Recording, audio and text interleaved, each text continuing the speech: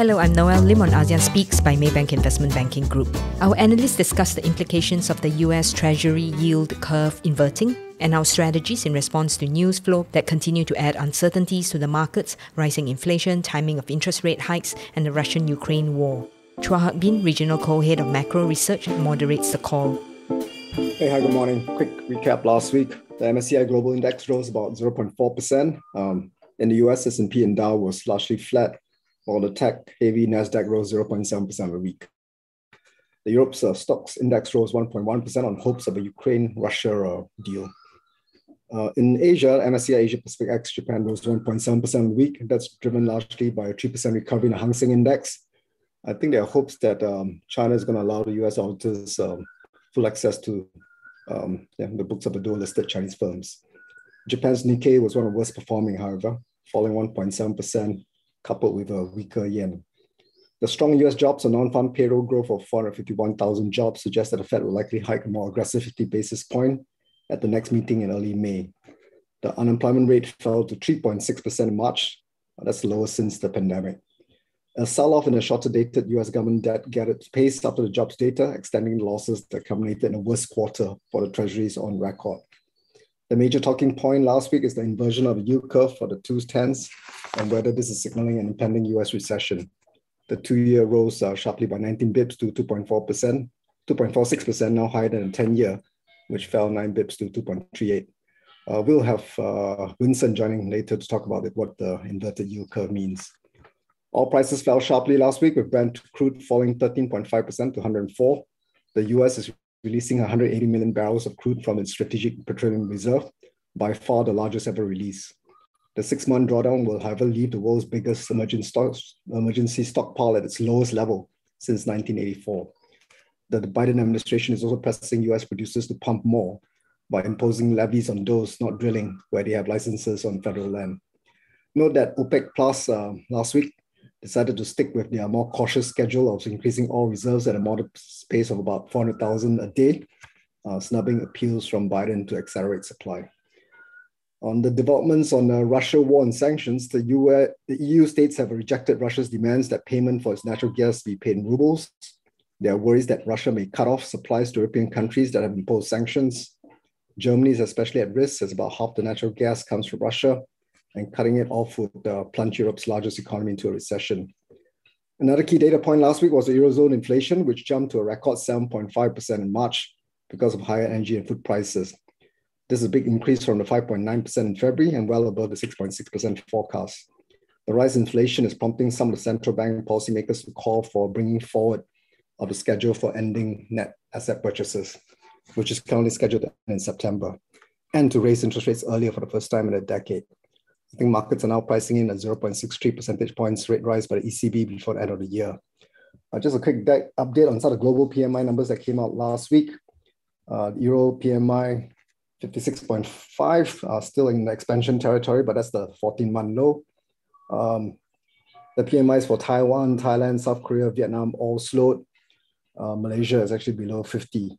And of course, China manufacturing PMI fell into contraction territory for the 8.1, suggesting the impact of the lockdowns are pretty severe.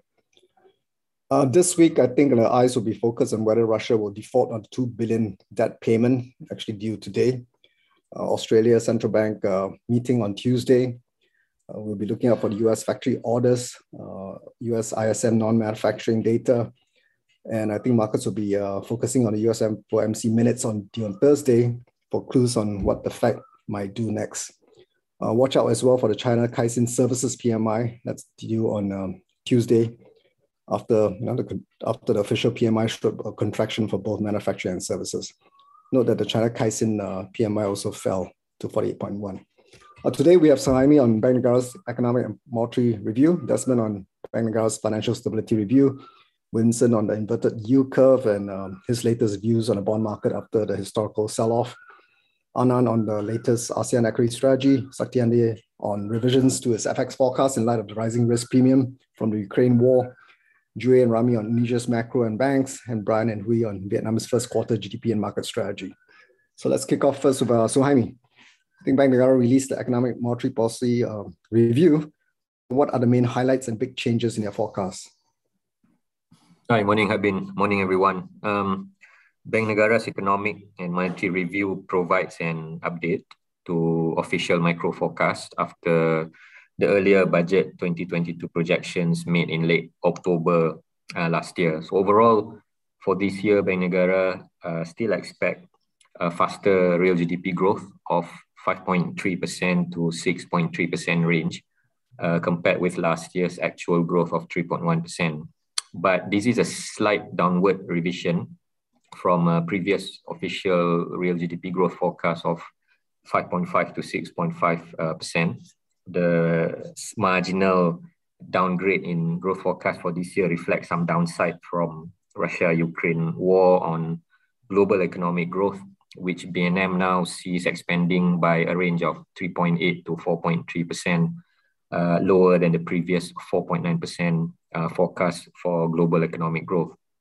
But limiting the downside revision in the headline growth include this favorable effect on services activities and consumer spending from economic opening that has been in progress since fourth quarter last year, and include the full opening of international borders last Friday. And there is also the targeted policy support to boost consumer spending, like the fourth round of EPF withdrawals.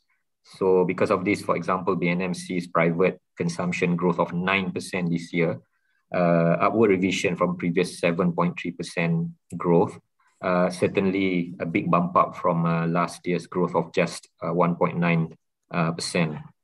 And BNM also expect high commodity prices this year.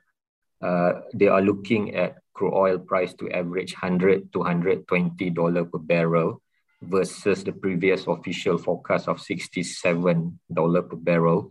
On CPO prices, they are looking at a hefty 6,200 to 6,600 ringgit per ton, compared with the previous expectation of just 3,400 ringgit per ton. So this translates into sizable upward revisions in gross export forecast to almost 11% from a previous forecast of just 1.6%, and also a bigger current account surplus of between 4.2% and 4.7% of GDP this year, as opposed to the previous forecast of 3.4% of GDP current account surplus.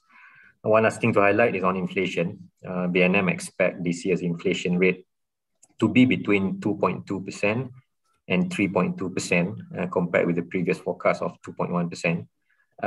Core inflation is expected to be higher as well, at between 2 to 3%, compared with last year's rate of just 0.7%, signaling broadening inflationary pressure in the economy. Still, to note, the key assumption to the inflation forecast here is the existing fuel price subsidies remain in place throughout this year. So, Suhaimi, any change to our Bank Negara policy rate projections? I think Bank Negara stated that monetary policy for this year, I think at least first and foremost, is about continue supporting a sustainable economic recovery. I think in its economic and monetary review report, they state that interest rate is not the best tool to deal with what is at this point of time a largely cost-push inflation, as per the surge in commodity prices due to the geopolitical factors and prolonged supply-related disruptions, which Bank Negara's opinion is better addressed with price administration and supply-side measures. However, Bank Negara acknowledge they have to strike a balance between the need for continued monetary policy support to sustain recovery and the risk of keeping the low interest rate environment for too long that could lead to the emergence of a financial imbalance. So I think overall, the signal from Bank Negara is monetary policy tightening or normalization will happen, but adjustment will be gradual and measured. Because of this, we are still betting on just a single 25 basis point hike to 2% this year in fourth quarter. But for 2023, we are now penciling in a total of 100 basis point hike to 3% versus our previous forecast of 50 basis point hike to 2.5%. So I think the change in our OPR view, especially for next year, is to reflect catch up on monetary policy normalization as we factor in the outlook of more aggressive interest rate hikes by US Federal Reserves. Okay, thanks, Suhaimi. Desmond, what are the main takeaways from Bank Negara's financial stability review, and where are the main concerns of risks? Right, morning. So essentially, the FSR confirmed that businesses are beginning to see a recovery from lockdowns last year, especially with the opening up of the economy, and that the banking system remains pretty resilient at this point in time. But Bank Negara does highlight that the economic recovery is uneven and a few sectors continue to warrant more monitoring. These include the hotel industry, which was hit by the travel restrictions and lockdowns, and the commercial real estate sector, where there is a growing oversupply issue. On top of that, there is the issue of the household debt to GDP ratio of 89%, which is one of the highest in the region itself. So Bank Negara does also sound out the risk that domestic bond yields may experience further upside pressure, particularly amidst monetary policy normalization in the US, which could lead to outflows from emerging market economies such as Malaysia. It also highlights the risk of an expected pickup in deposit competition. But the thing to note is that both of these developments would not surprise, and for which we have already factored into our forecast this year, actually. So are you still positive on the banking sector recovery for this year? And have Malaysian banks generally performed well in past aggressive Fed rate hike cycles and rising inflation episodes? Well, I'm cautiously optimistic of the sector recovery this year, particularly with the opening up of the economy.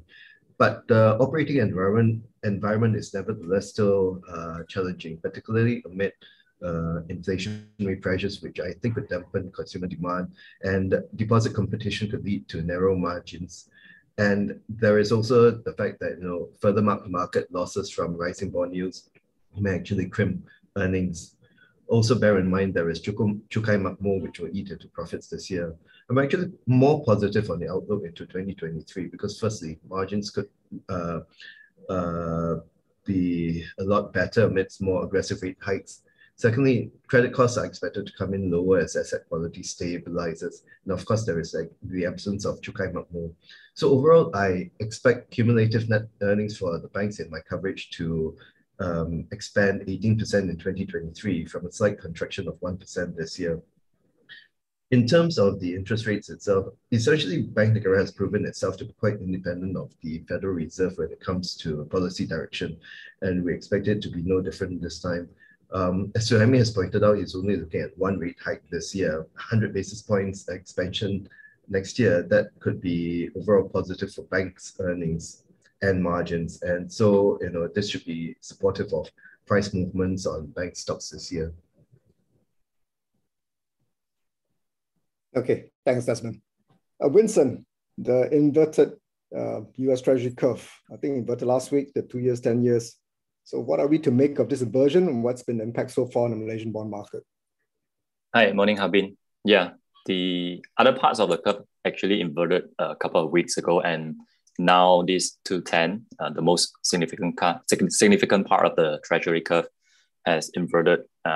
Has been our concern. I think we spoke about this a couple of times before, and now it has become a reality. As we know, the 2-year yield is largely a function of the US interest rate outlook over the next 1 to 2 years. So higher Fed funds rate, higher 2-year yield. But the thing is, for the 10-year, it actually reflects the long-term rates expectation and also the cyclicality of the economic cycle. So that's why coming to Malaysia bonds, over the past 1 to 2 weeks, because of the US rates sell-off, the MGS yields have been rising. And at one point, the 10-year MGS actually crossed 4%. But going ahead, the curve inversion will actually have important implication in terms of how we see the market. For one, if we look at the BNM rate normalization, it is facing the US curve inversion. As we know, what does it mean by the inverted yield curve? So BNM should be able to raise interest rate, but from a bond positioning perspective, I will have some reservation in terms of how high the OPR can go. Can they continue hiking in the next 1 to 2 years if, let's say, the US economy face significant headwinds? So that's why coming to bond positionings, I think currently the market position is actually not heavy year-to-date return for bonds is negative 1.5%. I think a positive return this year is still achievable, and we actually recommend investors to extend duration as a hedge against the risk of a shorter economic cycle. So with the recent bond market sell-off, you are raising your outlook on both MGS and US Treasuries to mildly bullish from neutral. So what's the reason for the upgrade? And remind us again on your revised forecast for the MGS and UST 10-year bond yields. Yeah, we are mildly bullish on both MGS and US Treasury. It's been a long time actually. We have not had a positive outlook on bonds. I think being positive on bonds currently is probably a non-consensus view. We are aware of the challenges, inflationary environment and aggressive US rate tightening. But how we form our bond market outlook doesn't rely entirely on what the Fed intends to do. It is also about what has been priced in and what we think it will play out eventually. So on one hand, if you look at the market pricing, has been pretty hawkish. We already had a 25 bip hike in March, and between now and the year end, the market has priced in another 200 bips of Fed funds rate increase. So the Fed's current priority clearly is to contain the price pressure. But the question is the extent to which growth will slow after aggressive rate tightening. And if we look at the US financial conditions, it has actually tightened quite meaningfully, even though it's still accommodative. So coming to our forecast, the 10-year US yield, we are looking at 2% by the end of this year, and the 10-year MGS 3.65% by the end of this year. Okay, thanks, Winson. Anand, in your latest ASEAN strategy report, what are the main themes and highlights? Any fallout and impact so far on the markets from the Ukraine war and rising energy prices? Yeah, hi, good morning, Hakbin, and good morning, everyone. Actually, the markets were having a bit more of a positive bias over the last 2 weeks as compared to early March, when they were really treading water on growth concerns and inflation concerns. I mean, over the last 2 weeks, we've seen continued inflows of foreign inflows into the region. I think some of this is probably linked to switching out of bonds. So some asset class switching going on there as well, from bonds into equities, as Winson has flagged. But also, I think investors in ASEAN have been sort of supported or have gained confidence from fairly resilient global markets, and also continuing, reopening news flow across the region. So plenty of news flow to sort of calm investors vis-a-vis the continuing issues in Russia, Ukraine. Nonetheless, the impacts are real, and we continue to adjust our positioning within markets for the fallout from Russia, Ukraine. And in Thailand, we've flagged a weaker macro outlook, which is feeding into the market. So, this time around, we've cut the property sector to neutral and cut FPT TB to sell as a result. And for Indonesian banks, as Rahmi will explain in more detail a bit later in this call, we have upgraded one or two banks, but we have also downgraded BRI to hold as well. So some adjustments continue to go on. So any other key additions or deletions from your top buy or sell list? Yeah, we continue to expand our coverage. So in the Philippines, we've initiated coverage on consumer proxy, DNLPM, and that joins our coverage with a buy rating. So in the Philippines, we have a wide breadth of consumer stocks. Many of them are reopening plays, and the Philippines is a relative laggard when it comes to reopening news flow. So for investors, that might be a place to look for laggard consumer stocks, which have yet to react to a broader reopening. So DNLPM, we add to that list. And in Singapore, we have continued to expand our sort of fintech exposure by initiating coverage on Grab US or Grab US, with a buy rating as well. Okay, thanks, Anand. Saktiandi, in your FX monthly report, pricing in a risk premium, what are the main themes and highlights? Morning, Habin, everyone. So the main thing, sort of theme is still on the ongoing war in Ukraine. Persisting for longer is one, and then we are accounting for the Fed's recent hawkish shift. But the main thing that has emerged will be the increasing downside risk to growth with the persistence in the war in Ukraine. The continuing supply chain pressures are pricing in elevated prices as well, elevated energy prices and inflationary pressures abroad. And the Fed turning hawkish as I mentioned earlier. But overarching view in our team in terms of FX still continues to call for dollar nearing its peak, underpinned by some of the view of the hawkish Fed expectations somewhat already priced in. And also the dollar sensitivity to yield moves tend to weaken during current episodes of yield curve flattening, especially after what Winson shared earlier just now. So those are the key things, Harbin. Any big changes to the forecast for Euro, CNY, and ASEAN currencies? Yeah, there are some changes, particularly in those currencies that you mentioned. Euro, there has been some revisions. We have actually revised the Euro weaker on the back of the whatever factors I've shared earlier. But on top of that, stagflation fears and also the French election uncertainty risks, and also the ECB Fed policy divergence.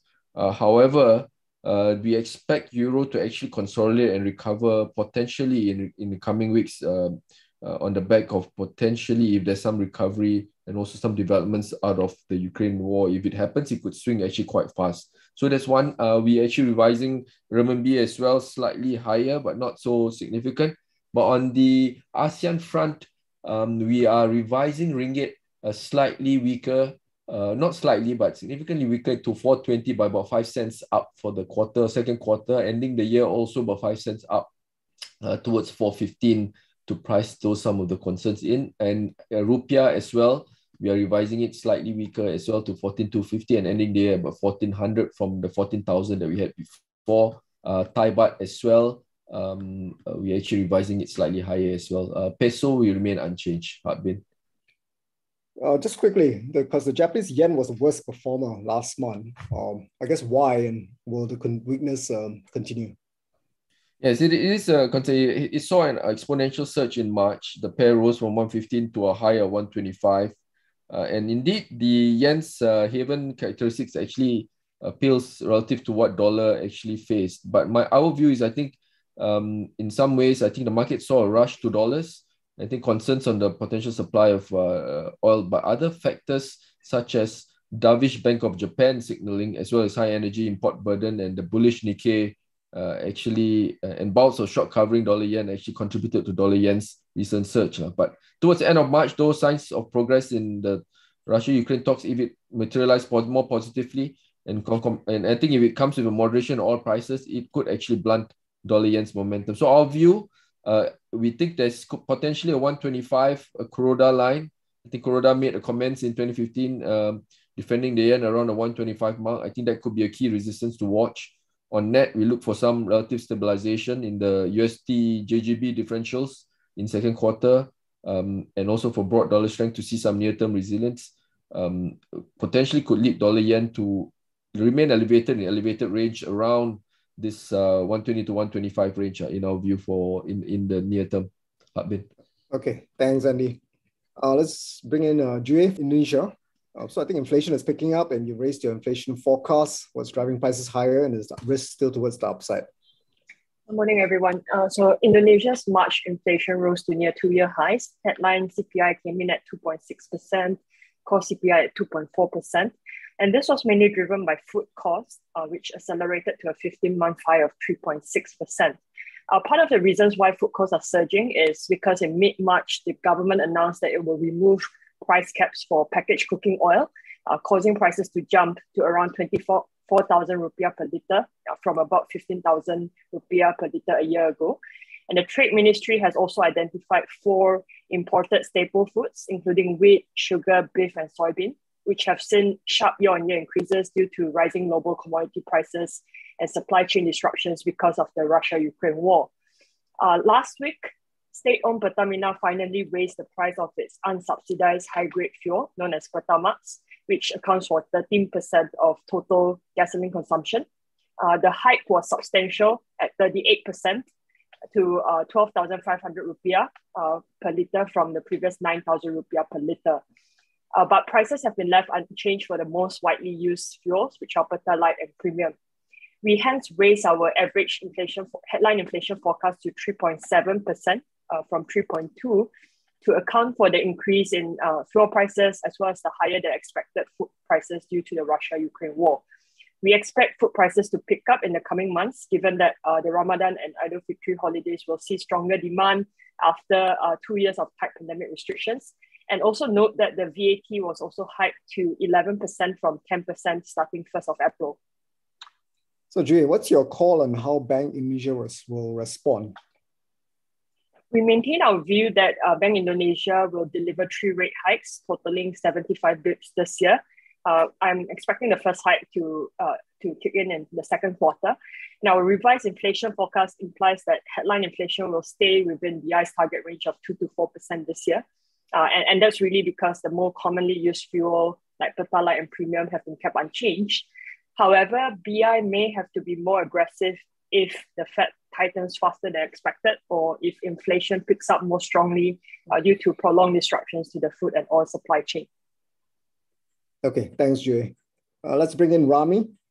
So Rahmi, in your report on Indonesian banks, you argue that the banks are recovering, earnings are starting to reflect this positive turn, but markets are not fully pricing in this earnings recovery. So I guess why the positivity, and how much have the bank shares rallied so far, and will the momentum continue? Okay, good morning, Hakbin, and good morning, everyone. So far for the Indonesia banks under our coverage, the share price has rallied around 11% year to date. But we do think that we see drivers that will maintain this rally going forward for selective banks. And mainly the driver we think should come from a stronger loan demand, because we have started to see pick up in demand, especially in the working capital and investment lending.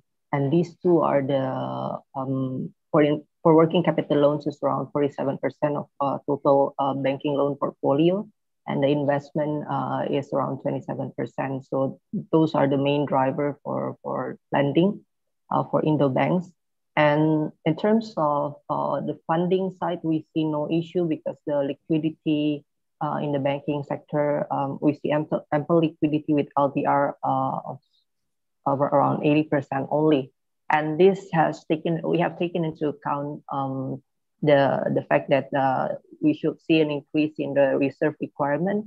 And we have also taken into account GA's estimate of the increase of benchmark rates, about 75 basis points for this year.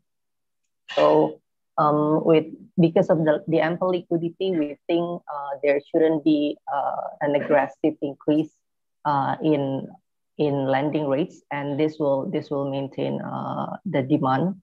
And most importantly, I think what the market hasn't priced in is the potential recovery in the loan quality, which gives the banks room to further cut their credit costs. Sorry, what are your topics? Our topics for the sector is Bank Mandiri, BBNI, and also BJBR.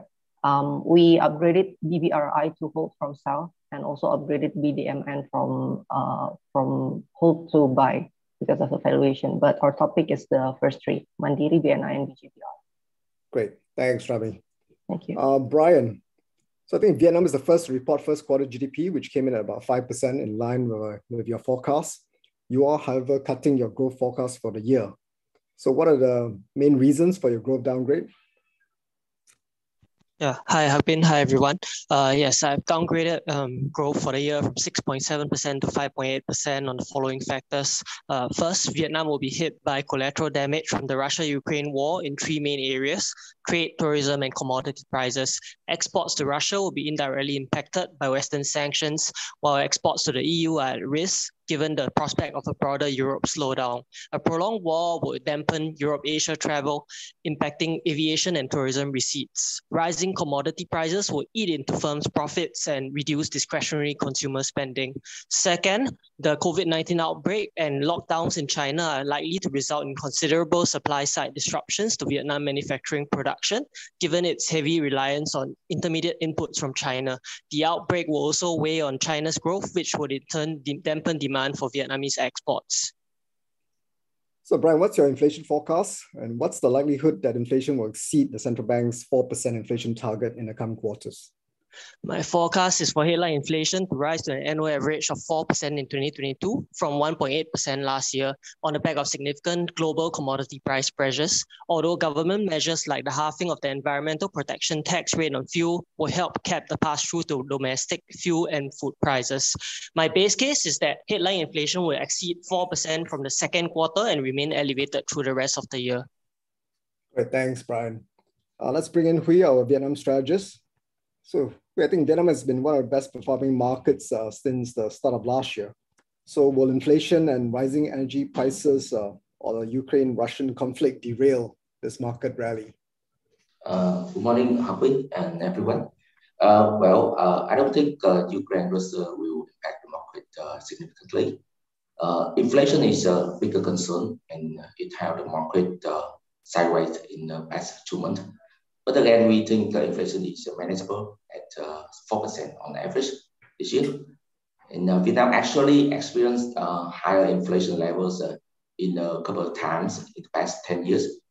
And the economy still grew 6 to 7% per annum steadily. So we believe the current inflation situation will not disrupt the economic recovery and the rally of the stock market. So what are the sectors and stocks that will continue to recover and be more resilient to the inflation pressures?